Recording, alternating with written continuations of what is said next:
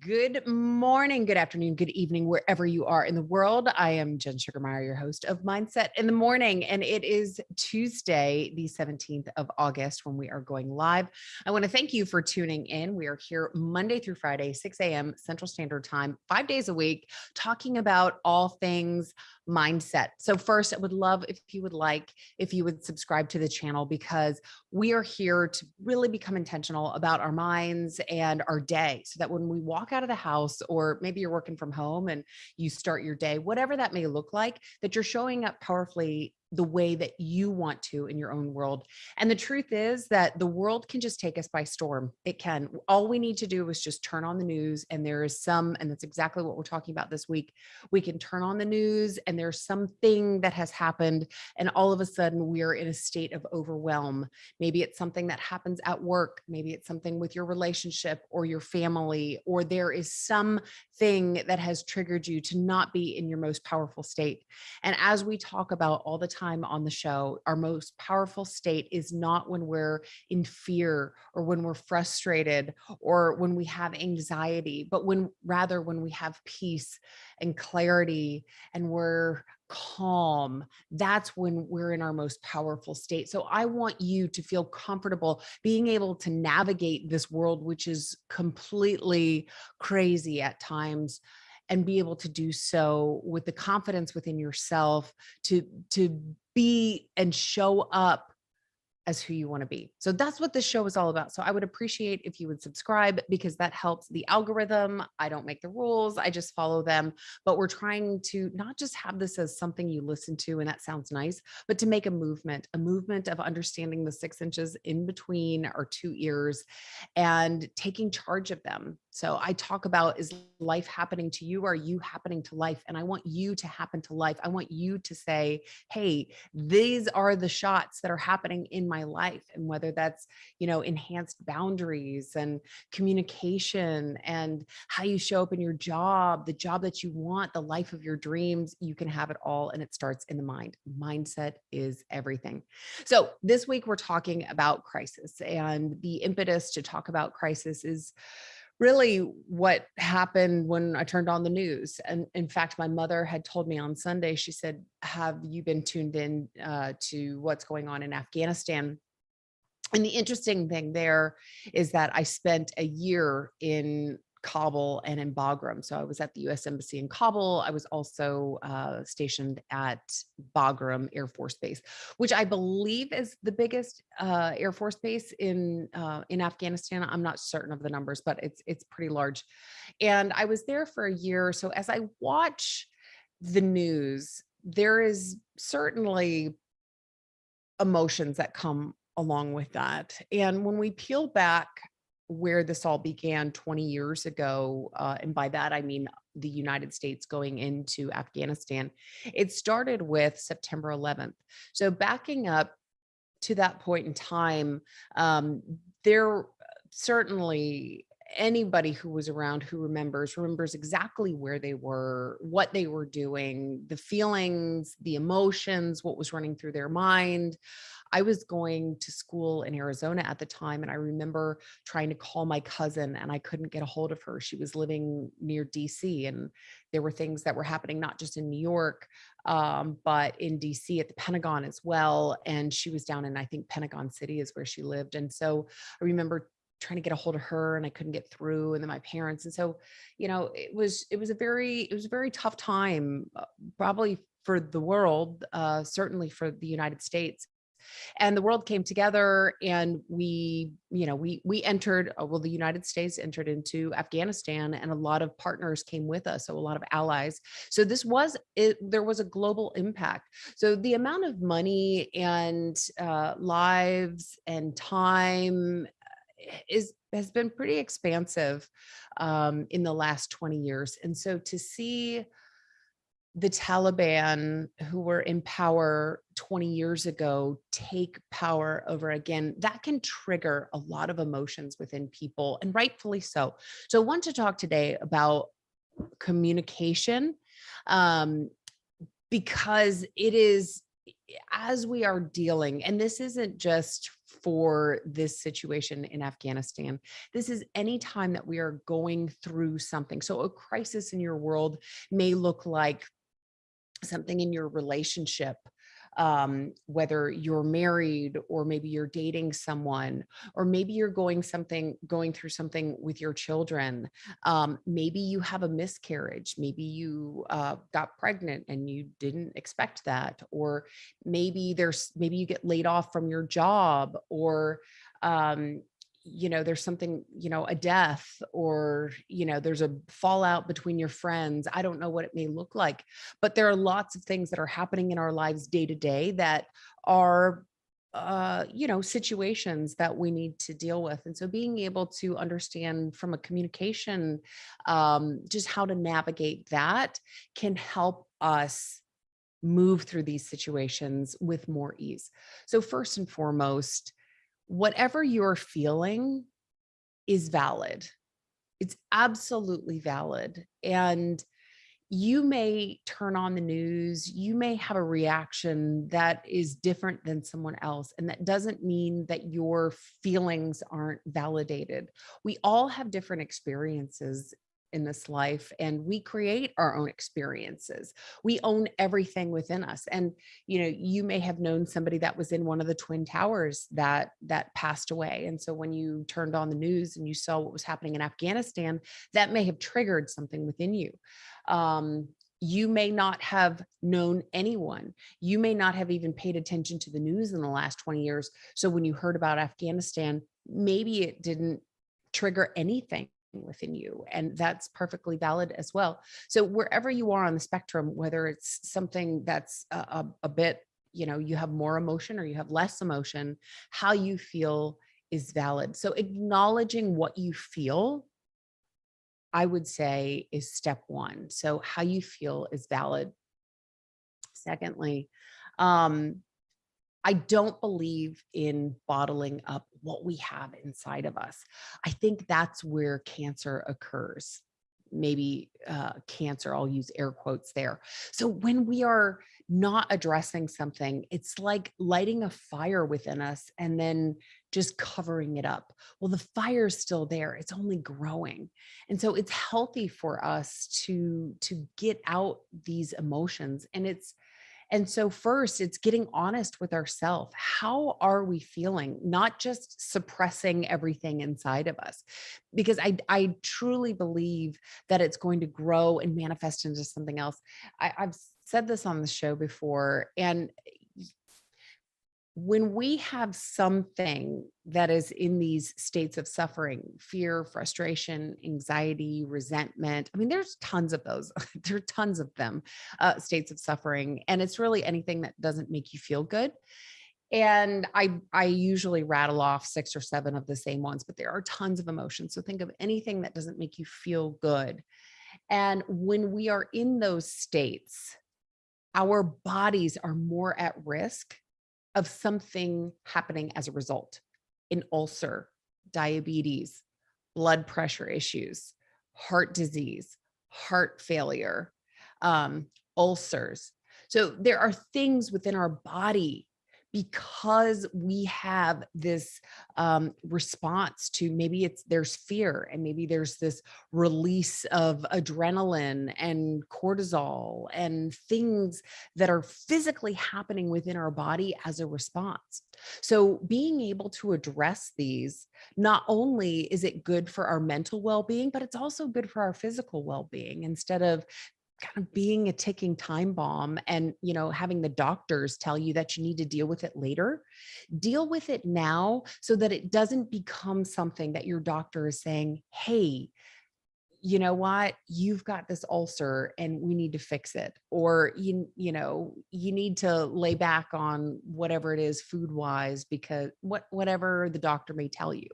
But I've never, and not that if you're a happy person, you can't get sick, but I've never heard, oh man, I was so happy. I was so much at peace that it caused me to have an ulcer.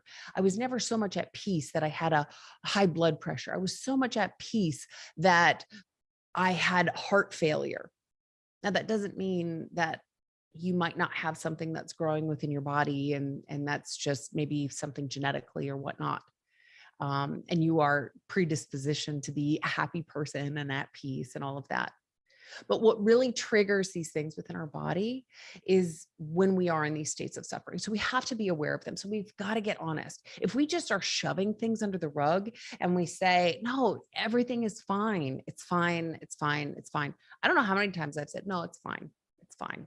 And legitimately, sometimes I'm talking to people and they're not the right ones. You see, you have to know who you're talking to. Don't just tell your story to anybody and everybody. I mean, if you feel compelled to, that's absolutely your call.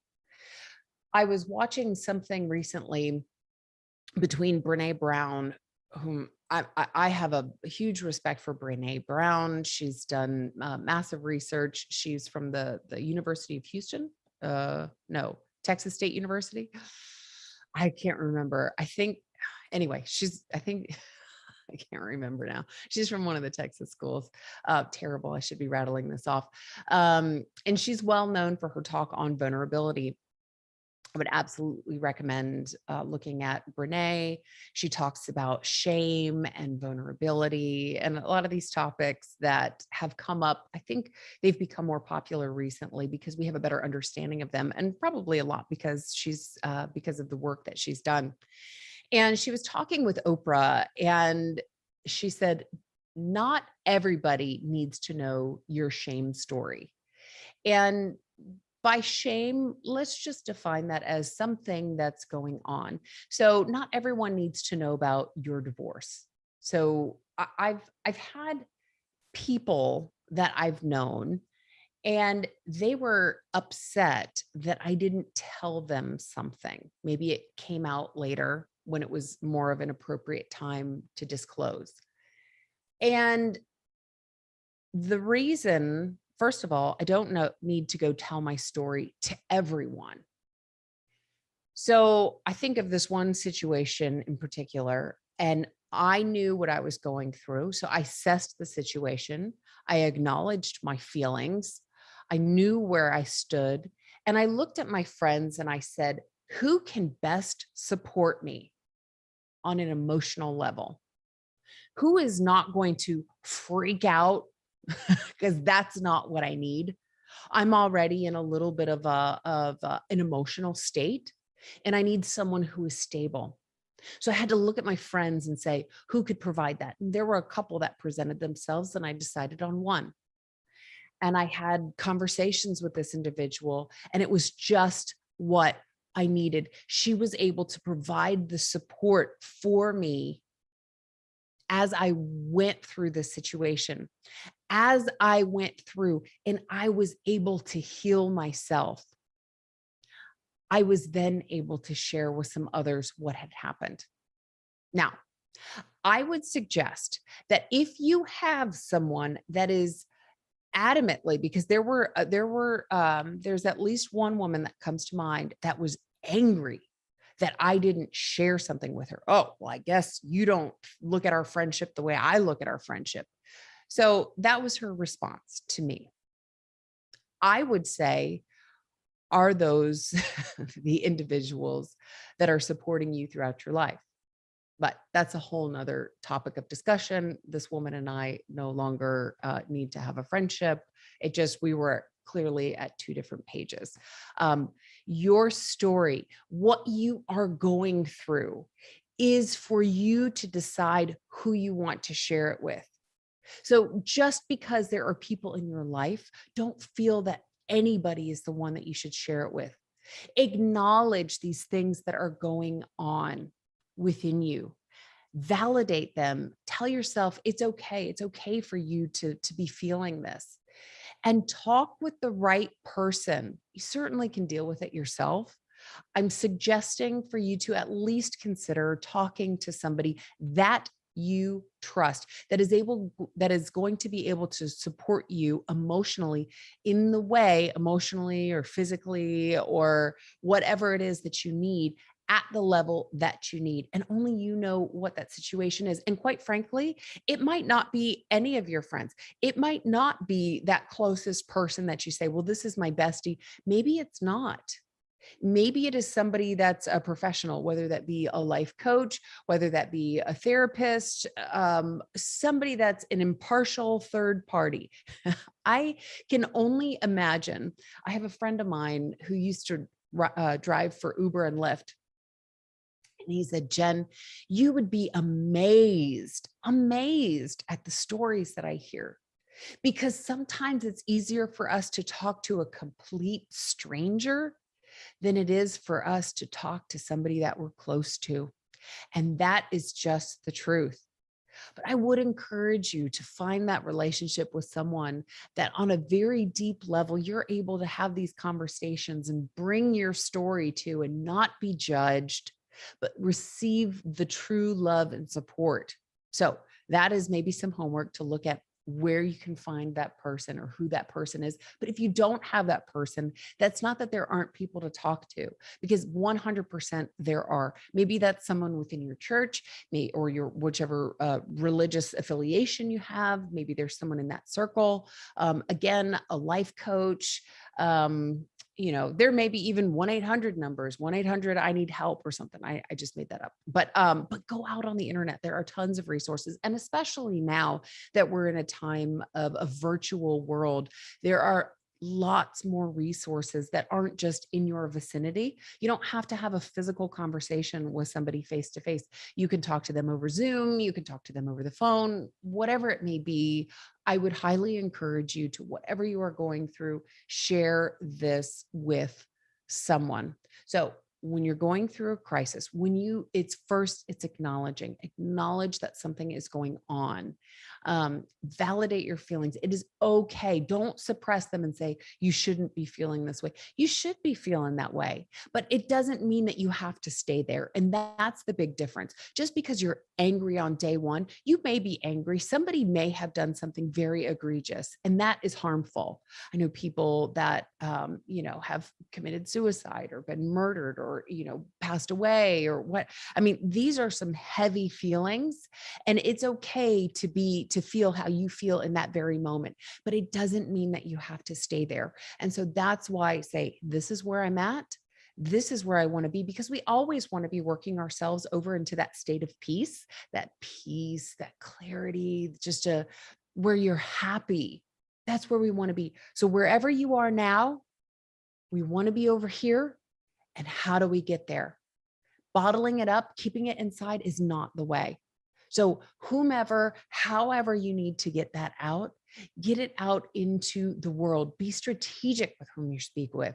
Don't just tell anybody. And I'll switch gears just real quickly. And I do just want to touch briefly on this. If you are part of an organization that is dealing with a crisis, and this is a whole nother topic of conversation. So this is not crisis management that we learned in 30 seconds, but the more communication, the better. So when there is something that has happened at work, the more you can start to talk about things and keep everybody up to speed. I look at, for example, the apartment that I live in. They have absolutely hands down one of the worst communications ever. And I hear from the residents, can they just tell us what's going on? Texas had a lot of things from a weather standpoint that happened this year.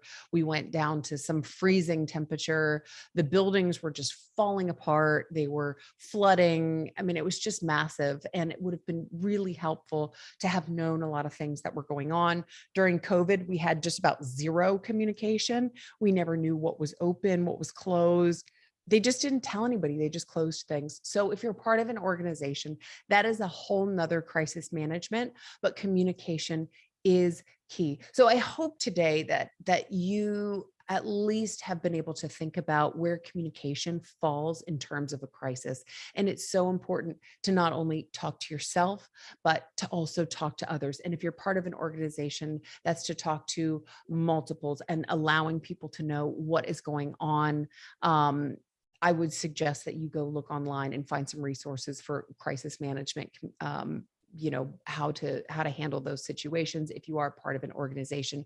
But know that communication is one of the key fundamental components of that. So that being said, this week is all about crisis. If there is something that you want to talk about specifically, please go out to Higher in Heels, Higher in heals.com, or you can go to jensugarmeyer.com and reach out. Let me know if there's a specific topic, whether it's this week or another week, that you want to talk about, because I go live every day. This is for you. It's for us, really. And again, to blow up this algorithm, I would appreciate if you would subscribe to the channel, because that will help us reach more people, just getting a good message out there all about mindset.